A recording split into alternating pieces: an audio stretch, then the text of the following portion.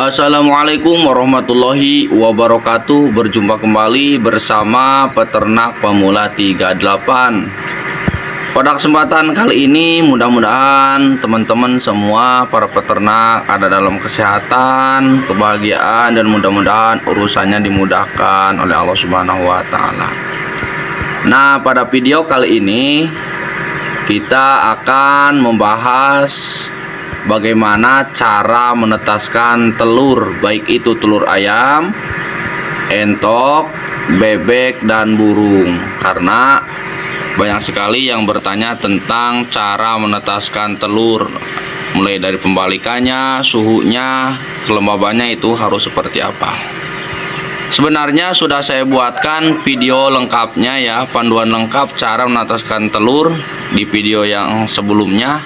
Akan tetapi saya tetap akan membahas kembali tentang cara menetaskan telur, mungkin secara simpel ya, singkat, dan mudah-mudahan bisa mudah dipahami oleh para peternak semuanya. Simak video ini sampai selesai agar tidak gagal paham.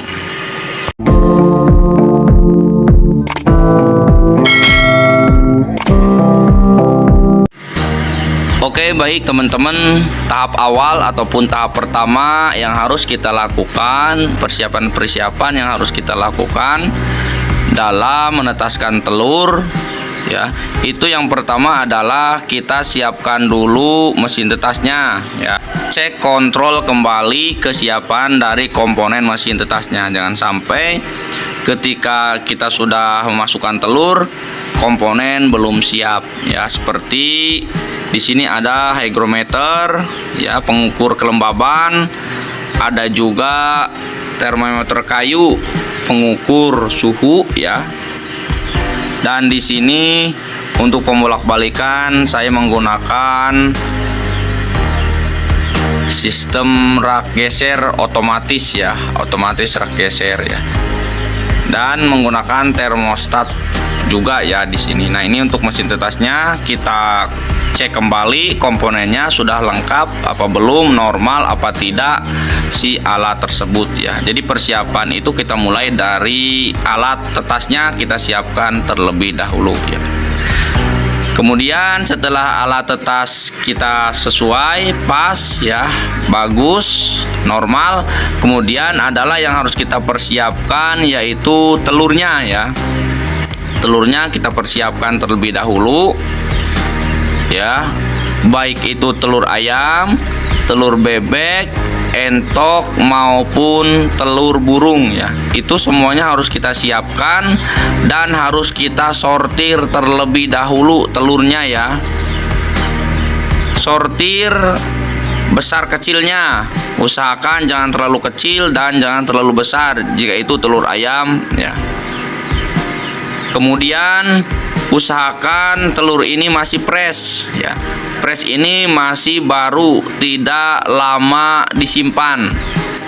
Jadi penyimpanan telur setelah kita ambil dari ayam yang sedang bertelur ya, kita kumpulkan. Itu kita kumpulkan bagusnya atau maksimalnya hanya 10 hari saja ya. Jadi setelah 10 hari, 20 hari, 30 hari telur disimpan baru ditetaskan, itu bisa mengurangi daya tetas ya. Jadi daya tetas akan rendah jika kita simpan telur terlalu lama ya.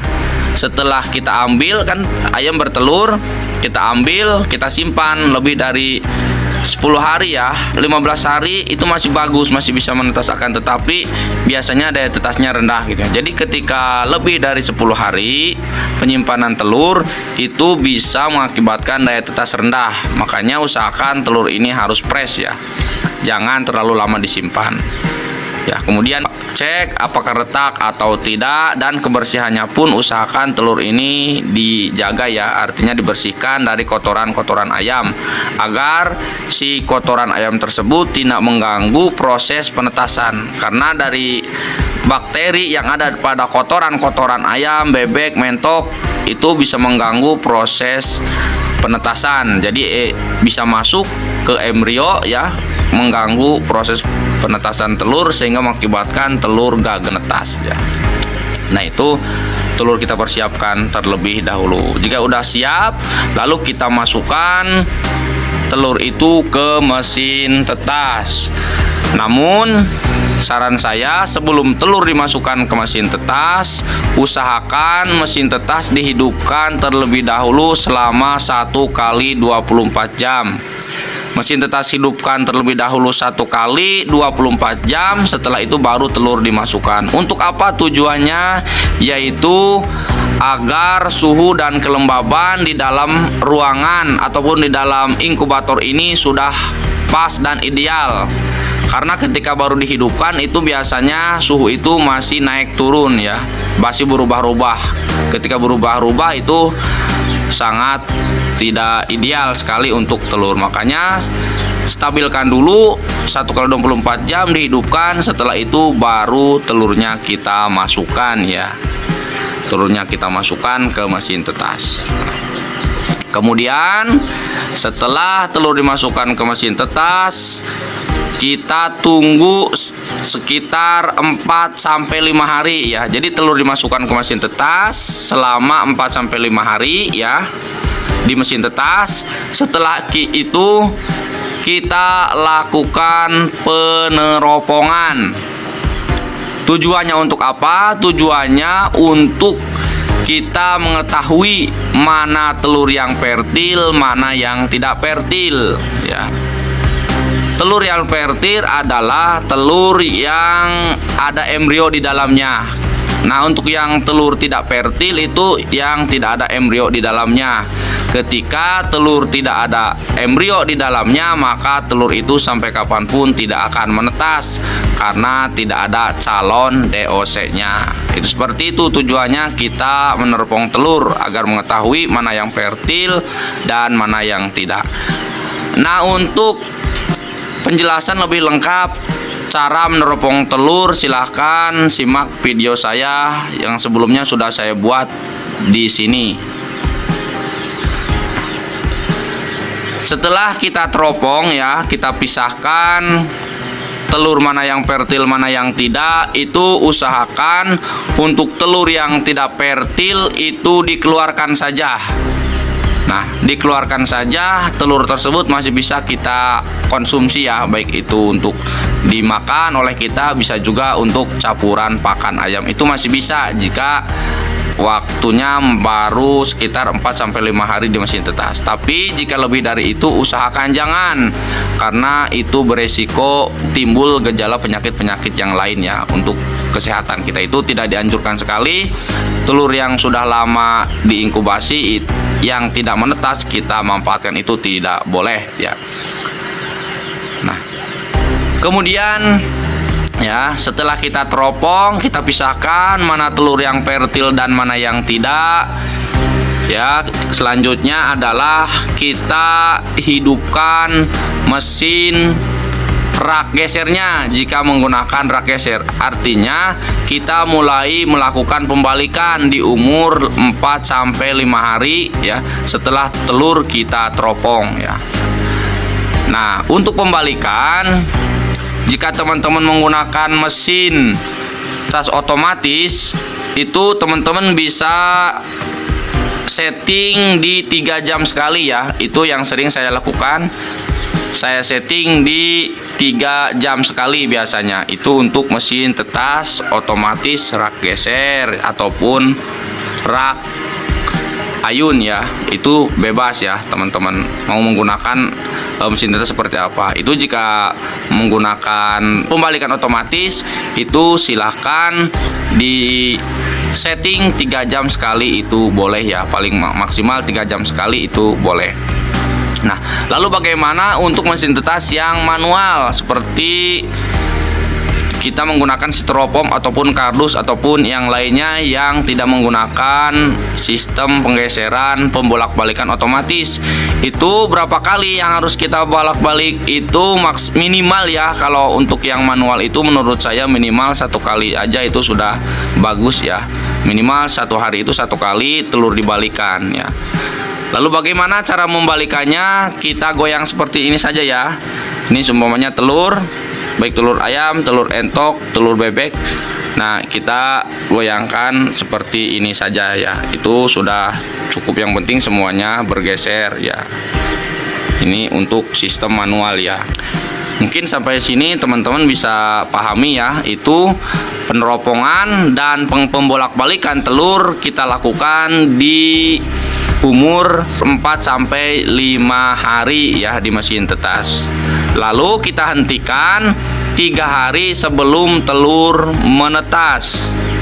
Jika telur ayam berarti di umuran 18 hari rak geser sudah kita hentikan. Dan jika telur bebek itu kurang lebih di umur 25 hari, itu harus sudah kita hentikan. Karena biasanya untuk telur bebek di umur 28 hari itu sudah menetas. Dan untuk telur mentok kisaran 35 hari, berarti di umuran 31 atau 32 hari itu pembolak-balikan sudah dihentikan. Kenapa harus dihentikan 3 hari sebelum telur menetas? Karena jika telur itu sudah retak dan DOC akan keluar dari telur ya, terus pembolak-balikan otomatis tidak kita hentikan, itu beresiko tergulung ya oleh jari-jari seperti ini ya.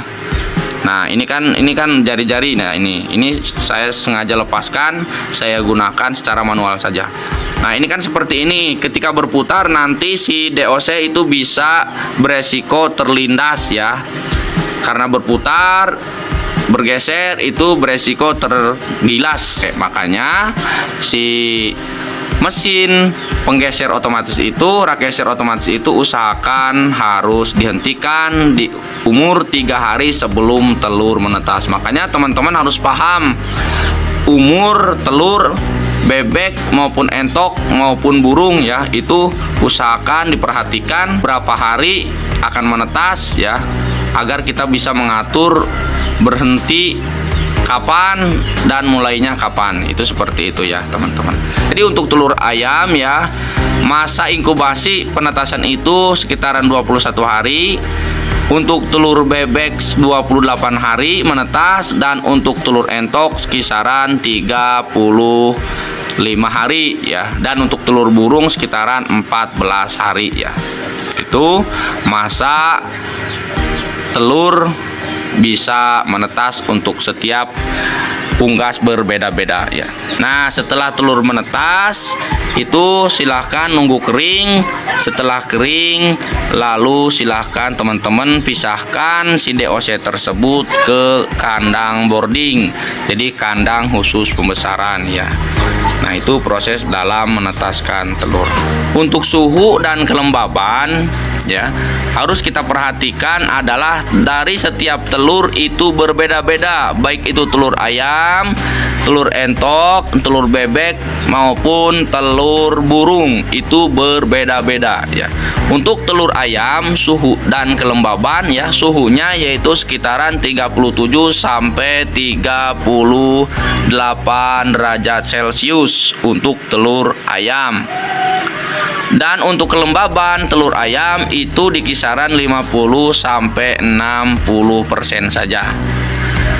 Dan untuk suhu dan kelembaban telur bebek, telur entok maupun telur angsa itu suhunya di 37 sampai 38 derajat Celcius.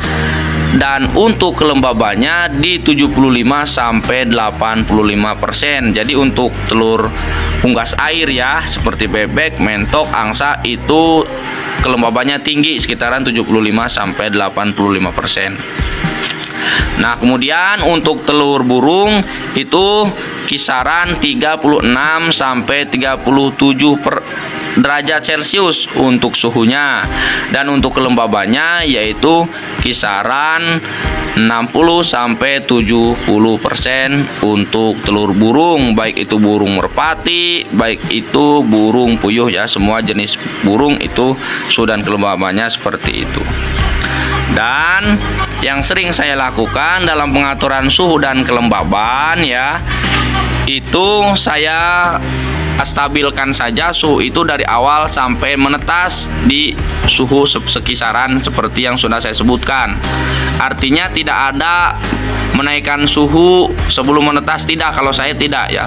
Contoh umpamanya kelembaban di umur 0 sampai 18 hari itu 50 sampai 60%. Nanti ketika telur ayam ya umpamanya udah 19 hari, 20 hari, kita naikkan kelembabannya di 60 sampai 70%. Itu tidak saya lakukan. Jadi saya tidak menggunakan metode itu. Apakah bagus? Walaupun kita tidak otak-atik bagus, malah mohon maaf ketika kita merubah-rubah kelembaban di umur 18-19 hari itu bisa ada kemungkinan juga itu telur bisa mati. Mohon maaf, DOC bisa mati di dalam karena perubahan kelembaban yang terlalu itu seperti itu. Nah, lalu untuk patokan kelembab suhu ya, terutama itu saya menggunakan termometer kayu.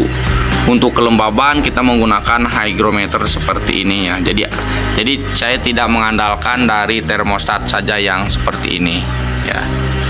Itu teman-teman. Nah, oke teman-teman, mungkin cukup sekian ya, cukup sampai di sini video ini. Mudah-mudahan bisa dipahami.